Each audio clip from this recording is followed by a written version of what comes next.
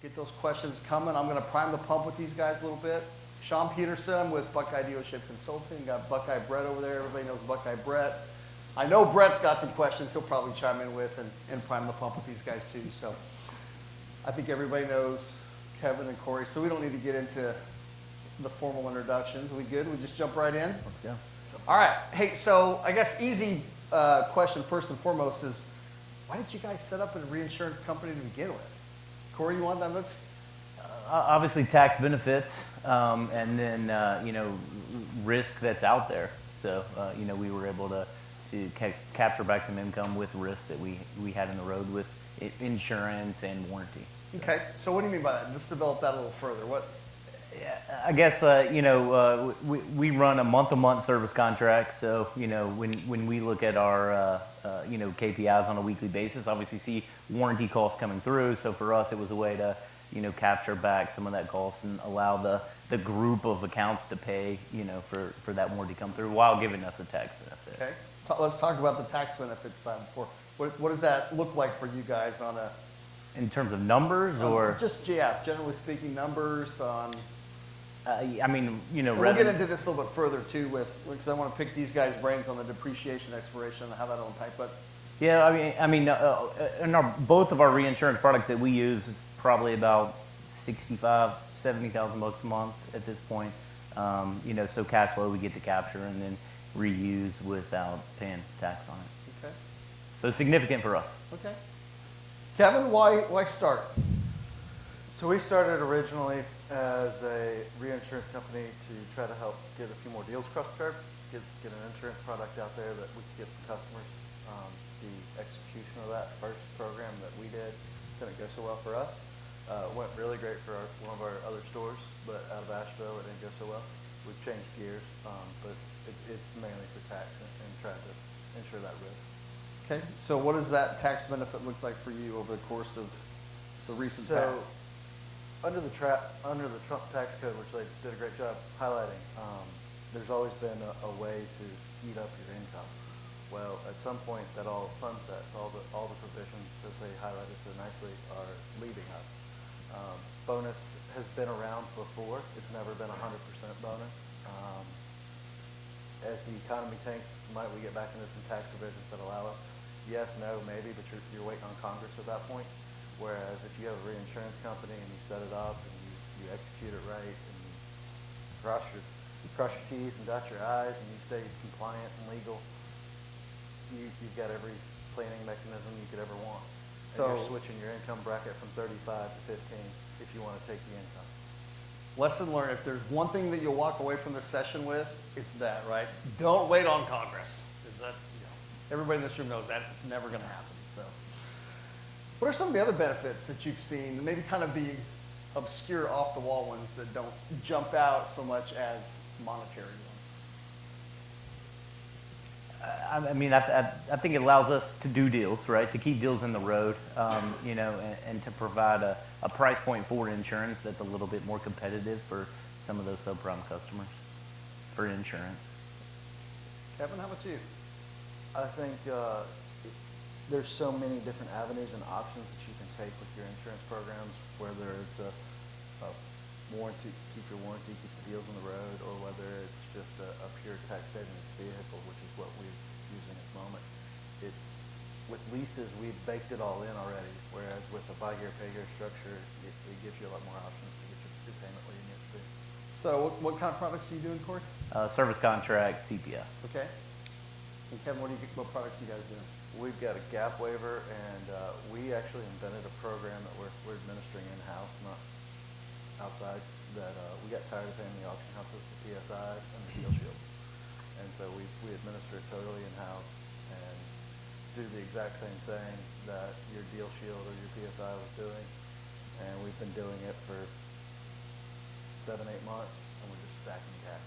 So walk the folks through what that program looks like for you guys. How much are you reserving? Why do you do it? What's the value? We call it P squared, and they all actually call it pi squared now. So I'm not sure how we got P squared to pi squared, but we went out and we knew that we were buying deal shields on every deal, and then depending on the car here and there, sometimes we were buying a PSI on top of it. And it just, sitting there doing the math and running the numbers monthly, looking at that extra payment going out to the auction and turning around and calculating what our return was, I was saying, we're feeding the auction extra fees. If we will just bring this in-house and administer it, we get the same product, we get the same thing, and we can stack the cash over here. But you have to follow the rules. It's not just a free pool of cash. You can't go grab it when you want it. I mean, you can, but all of a sudden, all the benefits are gone whenever you get cash strapped. So let's talk about that for just a minute since you opened that door. How are either of you guys using your reinsurance company as a lending mechanism or a capital infusion mechanism? And Sure, what we does that borrow look like? we borrow back, charge ourselves a competitive rate, and then make the payment. How's that benefited your dealership? Cash flow wise, huge, right? Yeah, I mean, just taking all that, allowing us to, when we added the service contract in, before we had just a warranty, right? And we didn't reduce payments to add it. We added that service contract on, as a line item in the payment. So we were getting the same payment spread, seeing that we had this warranty cost, and then added the warranty on top, and just allowed us to use that $50 extra a month across the whole customer base to increase and then offset that. So I mean, huge cash flow savings there for us. So we've done it. Right now, we're not actively using that for loaning, but it makes it a lot quicker to get capital in a really tight market, or if you don't have the right lender set up over there in the corner. I mean, if you don't have LHPH take care of you and you need cash, I've seen plenty of dealers in my career that use that to be their floor plan line. I've seen all sorts of crazy things.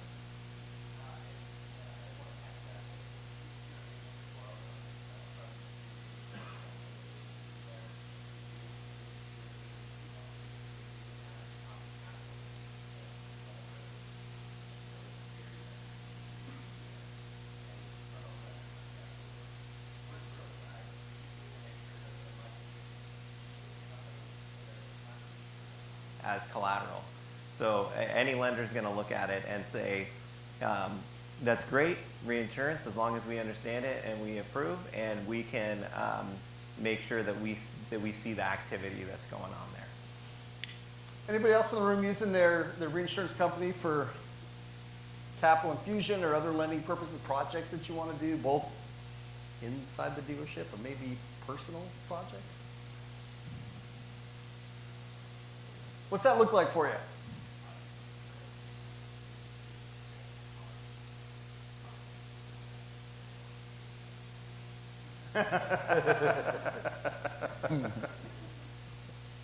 So what are some of the pitfalls, the risks of doing that? You mentioned that you may lose some of the benefits. What do you mean by that, Kevin? So when you charge yourself, you have to charge yourself an interest rate. So if you don't, let's just roll down that road for just a quick second. All of a sudden, you jeopardize everything you set up and worked for, because the IRS then has an avenue to say that you're just commingling funds. The sole purpose you did this was tax savings, and they can go they heck off the substance over form doctrine and just completely destroy you and ruin everything you set up. So if you do charge yourself an interest rate, which they all encourage you to do, and makes it a bona fide loan, that interest doesn't carry the same rules that the rest of the reinsurance company does. It's going to be taxable. They're going to make you match that revenue with that expense that you're taking.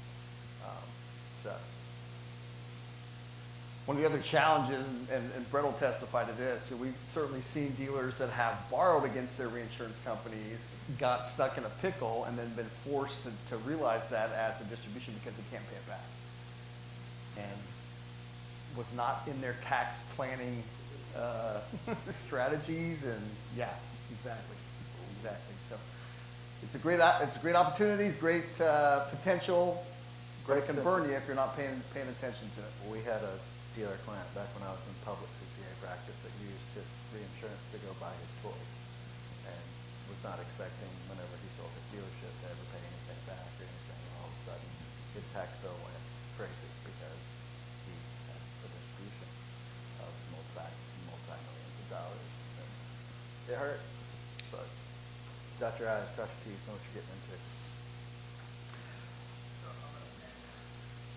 What about some, so you mentioned, Corey, that you've got service contracts, service department. Yes.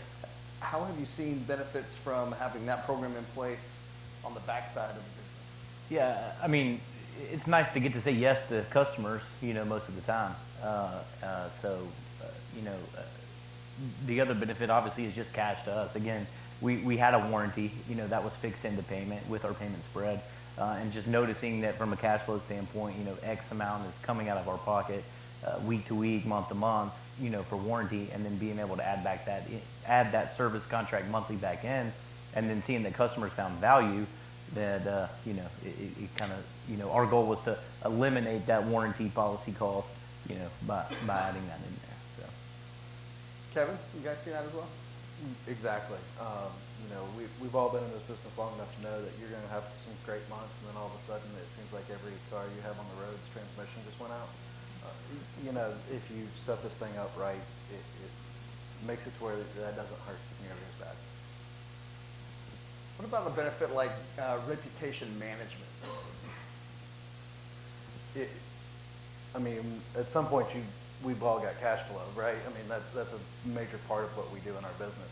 And if all of a sudden you haven't managed that cash flow and you have all those cars come back, you can't afford to fix them, that's a problem. And it's going to create a big bad customer, or you're going to lose your brand worthy was the term you used earlier. You've got to make sure that you're always holding yourself to where you can always stay true to your brand. Greatest thing we've ever done for our customers fix an alternator. I know it's not covered under the warranty, but guess what? Now we have 5 generations of that family leasing cars from us. So being able to always take care of your customers is very key and important. So one of our catchphrases around the company is accounting for the transaction that you're already doing, right? So and this is a perfect example of that, right? You're already going to fix that vehicle to keep the customer in the car and going. You're accounting for the transaction that you're already doing. So are there instances where you guys have looked at,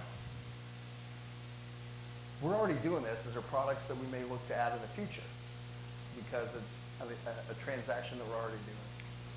Yeah, I think for us, obviously, as bonus goes down, the reinsurance, adding additional reinsurance products, to help, kick that tax can down the road is, so gap, other things like that, like, if they're having an accident and your CPI is covering this portion of it and there's less. So I think, for us, as tax comes more, closer to us having to pay it, and, finding as many products as we can. I think somebody even mentioned something that y'all are doing now for, like litigation and some other things like that, CFPB stuff. So, I think as many things as we can add, the better.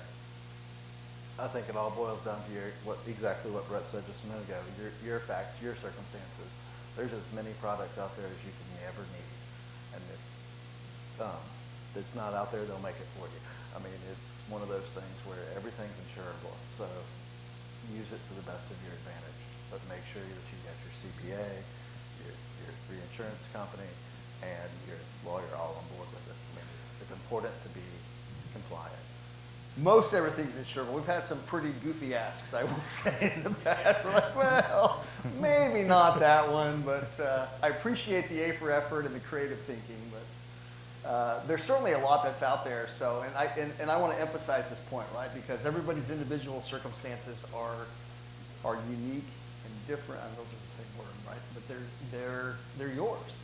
And working with your reinsurance carrier to develop something that will be specific to you, right? You've got a team, and I hope that as you're planning, you're working with that team to realize what is it that we can find that's going to be a long-term benefit for us, right? Certainly some short-term benefit too.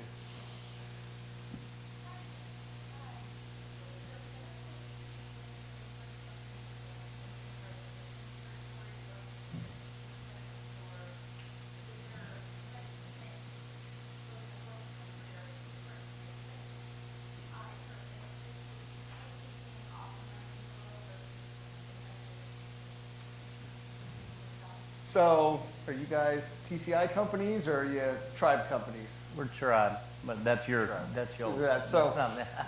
so Structure is not mine. We have seen here over the course of the recent past that the TCI has become much more regulatory oriented, right? There's a lot more hoops to jump through, and a lot of those hoops really, quite frankly, feel like they're just cumbersome hoops, right? There's really not a lot of substance, at least in our opinion, as to why they continue to push some of the things that they're pushing. So we're starting to recommend to all of our customers that the tribe is a much easier jurisdiction to work with, and we've seen most of our companies decide to go to the tribe. Now, some of them stay with the Turks because that's what they know and it's just established and so on and so forth, but it's becoming a much more, cumbersome environment to work with. The majority of our companies that we're in. Either of you guys using your company as a succession planning tool? No, Not for us at this point. I've seen it done plenty of times. It works very well. They went out and set up, they funded a trust for their children. That's how their children live their life. But, yeah. Anybody in the room doing that? Another hidden benefit, we've seen a lot of customers. Yes, sir. You doing that? Yeah, we've seen a lot of customers that have started to do that. Brett, yeah, Brett's a reinsurance trust baby right there.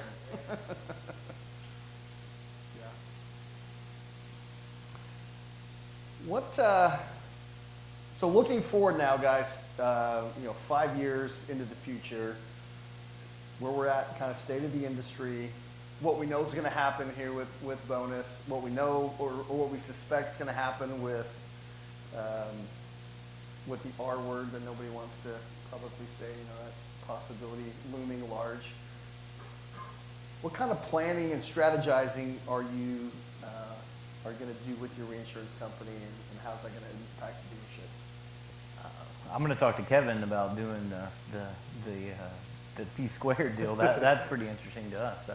Kind of interested, like, do you model that similar, like, payments? Like, I literally went out and stole Deal Shield and P squared program, set it up, made the payment in-house to where it made sense. It was cheaper than both products, but it was still more expensive than a Deal Shield by itself. And it's been a game changer for us. I mean, it makes deals work. Whereas we were sitting out there and you get that recon bill because you weren't expecting to replace that $500 part. And, that's the make or break decision on that car in the current market, where you're on a make or break decision on a car. Being able to go say, hey, here's your $500 check, move on, or $2,000 check, or whatever it is, move on. That lets you get that unit ready, put it over the curb. Whereas that would have been a wholesale unit because of cash flow constraints or lending constraints or whatever reason that is. And right now, I mean, we're all looking for cars pretty openly and actively. So that's a game changer. So let me just say, if anybody from Cox is listening, you didn't really steal it.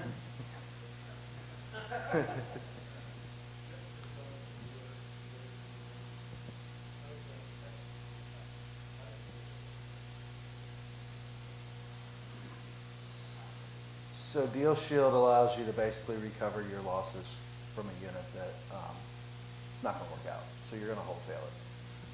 And so basically being able to turn around and build a product where you have coverage if you have a wholesale loss on a unit you buy at auction, kind of let your buyer get a little more aggressive. I mean, you want to obviously monitor that. That's not something where you're just going to be like, here, go, because all of a sudden your product doesn't work anymore. I mean, if you're writing a claim on every deal, it's a bad problem.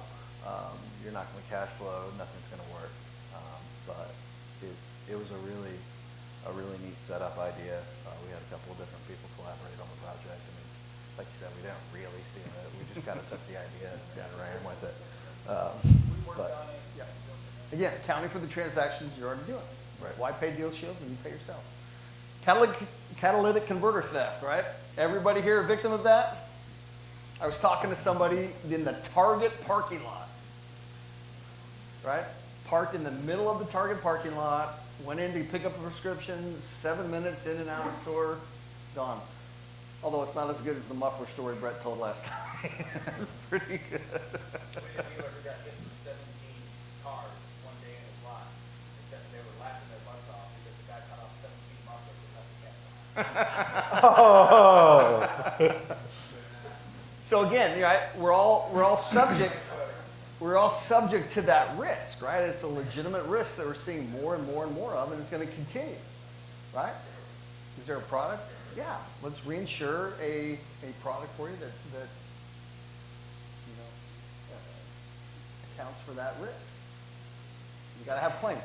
So talk about that for just a minute, right? One of the things that your reinsurance company has to act like an insurance company and have claims. What does that process look like internally, and how do you make sure that you're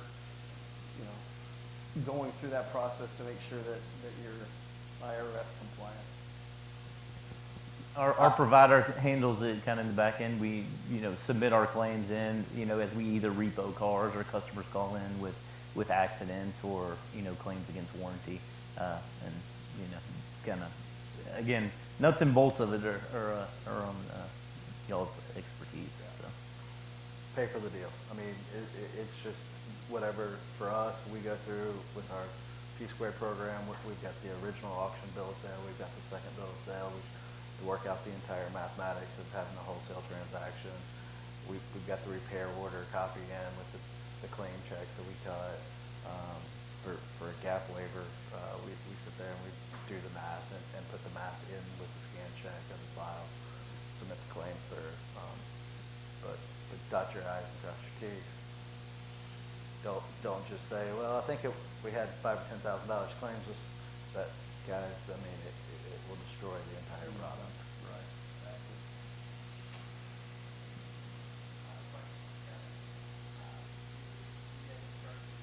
7 or 8 months ago, right? So we had a prior reinsurance thing that we did, but we switched programs because we did want to go to a new, different platform. We saw the bonus depreciation phasing out.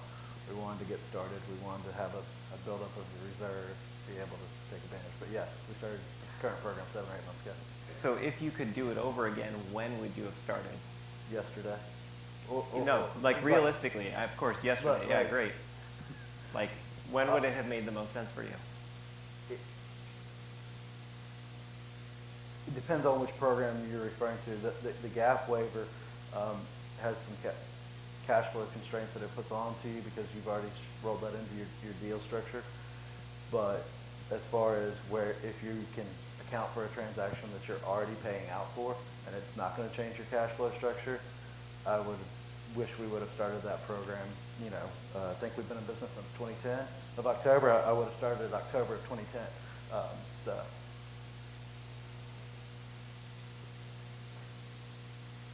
Any other questions from the group?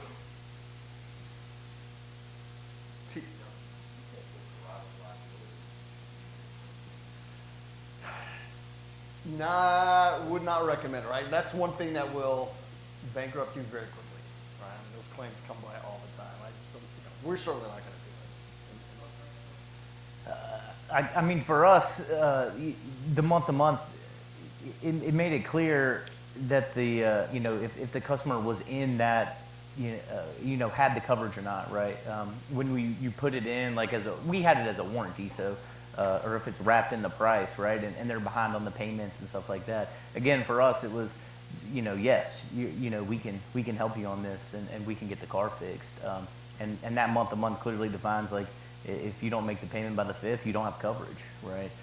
So that kind of eliminated being late and having to work with people that were late and catch payments up. Because the last thing we wanted to do is say, well, you have to make your payment for us to, fix your car, right? We wanted to say yes. So it being a line item on there and not like it wrapped into price or wrapped into the payment, we thought was a better idea. Collections, cash flow, yeah. Well, it's nice to tell the customer, well, hey, we offered you this service contract. You didn't pay it, right? So if they're, and I don't know, Brett might say this is wrong, but we would say, well, hey, make your 2 past due payments on your service contract. make your warranty, that deductible payment, and we'll put you back into the program, right? Or maybe we say, hey, there you go, right? Or hey, well, you're outside of, you didn't pay, so you don't have the coverage, but we'll be happy to finance, that repair and have that customer be responsible for the repair.